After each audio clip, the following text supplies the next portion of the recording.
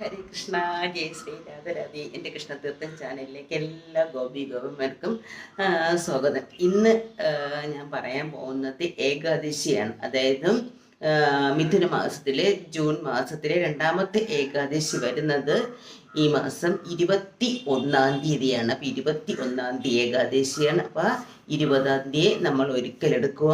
21-ാം തീയതി ഏകാദശി, 22-ാം തീയതി ആണ് പാരണവിന്, അതായത് യോഗിനി ഏകാദശിയാണ് 21-ാമത്തെ. അത് കൃഷ്ണപക്ഷ ഏകാദശിയാണ്. അപ്പോൾ ഇതിന് ഒരു പ്രത്യേകത ഉണ്ടെന്ന് വെച്ചാൽ, യോഗിനി ഏകാദശിയുടെ കഥ എന്ന് വെച്ചാൽ, കുബേരൻ്റെ തോട്ടക്കാരനായിരുന്നു.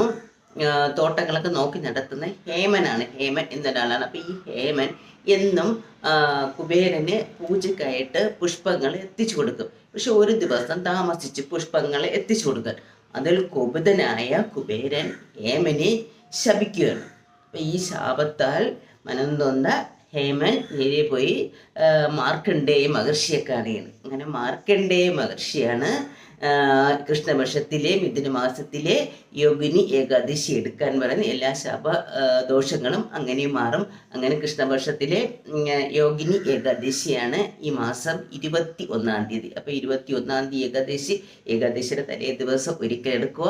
എല്ലാ ഏകാദശിയും പോലെ ഒരിക്കലെടുക്കുക. എന്നിട്ട് 22-ാം തീയതി പാരണമിടുക. അപ്പോൾ ഏകാദശിയുടെ മഹത്വം അറിയാമല്ലോ.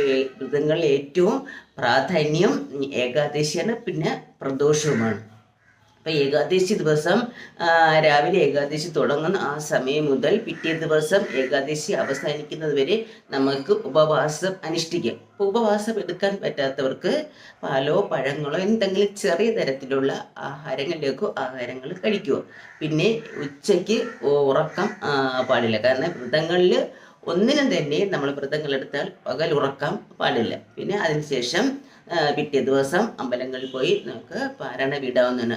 ഏകാദശി ദിവസങ്ങളിലൊക്കെ ഭഗവത്ഗീതയോ ഭാഗവതമോ നാരായണീയമോ ഭഗവാന്റെ കീർത്തനങ്ങളൊക്കെ ചൊല്ലാം. പിന്നെ അമ്പലങ്ങളിൽ നമുക്ക് ഭാഗ്യ സൂക്താർച്ചന, പുരുഷ സൂക്താർച്ചന, സഹസ്രനാമാർച്ചന, ഭഗവാന് തൃക്കൈവെണ്ണ, ഇതൊക്കെ നമ്മൾക്ക് കൊടുക്കാമെന്ന്. അപ്പം ഏകാദശിയെക്കുറിച്ചാണ് ഞാൻ പറയുന്നത്. ഈ മാസത്തെ ഏകാദശി വരുന്നത് ജൂൺ 21-ാം തീയതിയാണ്. അതാണ് യോഗിനി ഏകാദശി. ഹരേ കൃഷ്ണ, സർവം കൃഷ്ണാർപ്പണമസ്തു.